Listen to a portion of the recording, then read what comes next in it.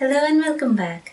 Today we are going to work with oil paints, and spring being here, I thought it would be great to go over the basics of painting a flower. For transparency, I would like to mention that a lot of the tips and techniques that I'm sharing in the video, I have learned from an YouTube artist who's my favorite, Yovette painting. I'm sorry if I pronounced the name wrong, but I will link her channel in the video description below. To start off, I have chosen a generous size circle and then put a little bit of sap green color around the circle just to give a background for the flower.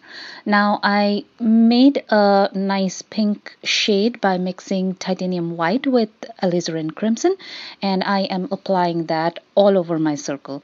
If you note that what I'm doing is I am applying the paint either from a center outwards or from the center outward edge to the center. So what I'm doing is the paint strokes are all radiating in or out and not just haphazard. Although it doesn't really matter in case of oil paints, but it is a good practice to start off this way. And although I am working with oil paints, these techniques and this particular basic flower creation works wonderfully for acrylic paints as well. Now once the basic color is laid down, what I'm going to do is I'm going to take a darker shade of pink. So this time I'm adding less of white, and I am creating two hues, one a sharper hue and another a lazy hue, one on top of the other, just like you see. And once I make the hue, I am radiating the darker color outwards, kind of like a 10 o'clock, 2 o'clock fashion. So no big deal on that one. Just go from light to dark, and your brush will pick up a little bit of the lighter color, which is fine, which is just going to make a more natural look. Once you are done with the upper hue, you come down to the lower lazy hue, and this time you're creating the brush strokes downward, kind of like I would say 9 o'clock to 3 o'clock. That's what your more or less guidelines are.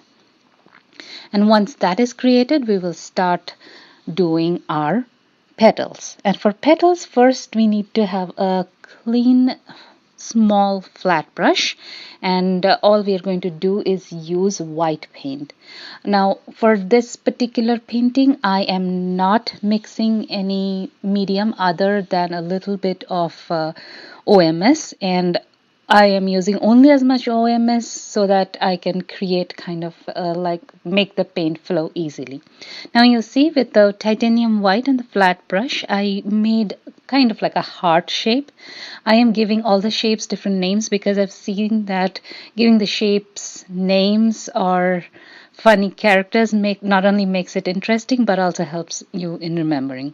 Now from the outside inwards, I am going to make some lazy S shapes, and as soon as my color gets diluted by the pinks, my white gets diluted by the pinks, I am going to reload my brush. Sometimes I have to clean my brush before I reload and get the white from outside inwards. So I'm going to create two petals on the top side here.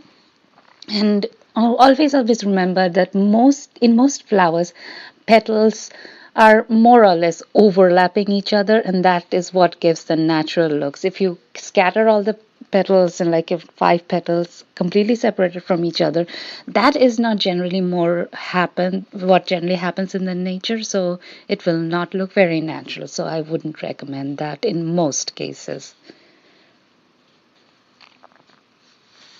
Excuse me. So now I'm coming back to the next petal.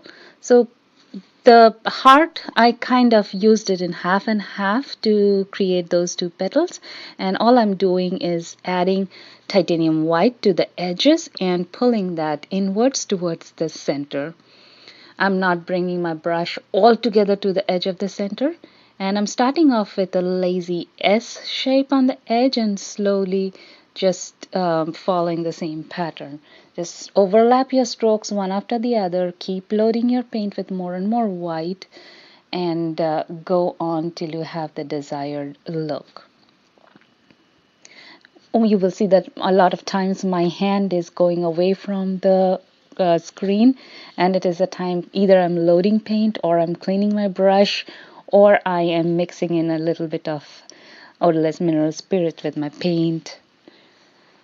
So that is why my hand is coming in between a lot of times. This is a very easy style to make a flower, and this is technically not any scientific flower. I would say it's a cross between, say, a poppy or a hibiscus and several different flowers. But more or less you can create all different flowers, and I will come to that later, following the same basic principles of creating petals. Once my top two petals are created, I will come down to the lower petals. Before that, I will take the brush that I was using for darker color paint, and I'm creating a big lip-like looking structure here. Like I said, I am going to use different kinds of shapes here, so this kind of looks like a huge lip. And I use the dark color first to kind of outline the lip shape. And then once I have kind of figured out where the petals go, I will come back with the same method that I did the top two petals, and go on and define these bottom petals. So you can see that now I have come back to my white paintbrush, or rather paintbrush that is that I'm using for the white paint, and creating the outline of the petal. And once I've created the top outline, I am creating brush strokes, pulling the paint downwards towards the center of the petal, and that's how I am creating the outline edge of the petal and making the petal as well. Like I said, overlapping is very important in case of petals. So you see that on one end of the petal, I kind of overlapped with the next petal, and so I'm doing the same with the other end as well. Wherever you see that the paint is not that prominent, come back with more white, clean your brush, load up with more straight white, and create that sharp edge. Contrast is always very important for any painting, no matter what subject matter you're painting. Creating my fourth petal. You can say fifth too. I'm not exactly sure how many petals I have created on this particular flower. I will go with fourth. So once again, I am creating the outline with the white, and then again pulling the brush towards the center of the petal. That is my sixth petal. So the last few bottom petals are the only ones that are remaining now. Once I define the edges of the top ones, I will come back to them. This is much more slowed down than my usual paintings, so that you get a very good hang of this basic flowers. Once you get a hang of this flower, creating any flower, any petal, poppies, hibiscus, rose, whatever you want to paint would be very easy after that. And I will tell you how the same method applies for every different kind of flowers once I finish this first one. My concoction of different flowers. Now I'm coming to the bottom petals. So you see that I have defined kind of two different petals here. And then I'm applying the white paint on the edge again and pulling my brush inwards towards the center of the petal, keeping the very inner area intact so that the color in that area is darker than the outer area. That creates the highlighted edge that defines the petal outlines and also creates the contrast. So I'm kind of defining the last few bits of the petals. Once I'm done with that, I am going to go back to some dark colors like darker pinks and crimsons and define the areas in between the petals or the center of the flower. Add a little bit of hint of stamen so that not only the contrast props up and looks beautiful, but it looks like different petals and not like a huge blob of color. But you can get a very general feel of how the flower is going to look right now. Like I said, now I'm adding that darker color to the center of the flower. And I'm adding a little bit of hint of white here and there to give a hint of the stamens in there. Again, darkening the inner edges of the petals. With that, my first basic flower is done. Now I'm going to show you how to paint a single petal. Now this is just a general shape. I don't think any flower is of this shape, but I'm loosely kind of following how a hibiscus or a Chinese rose looks like.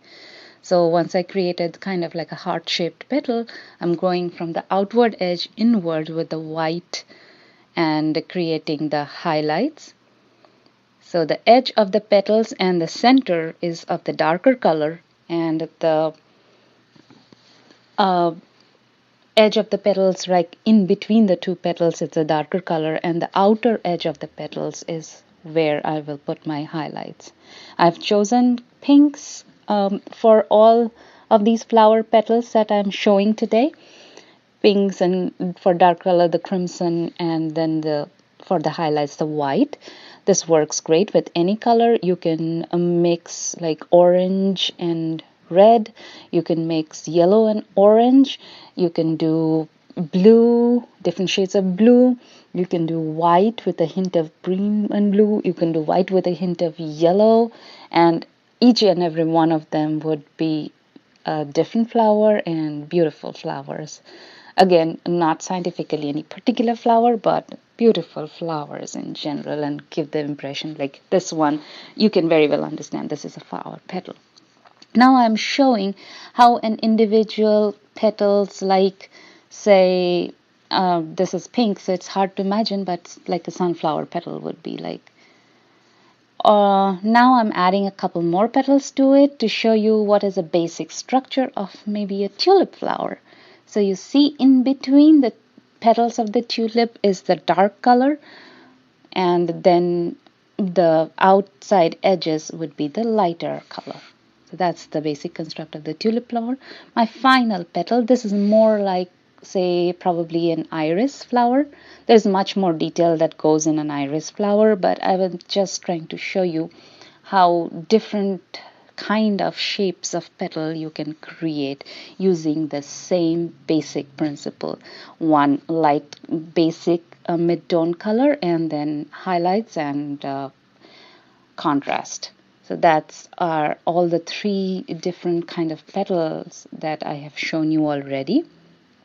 And once that is done, I will show you all the different petals and the final product of the flower. I have added a little bit more of green and around the flower, and that's about it. Thank you for watching.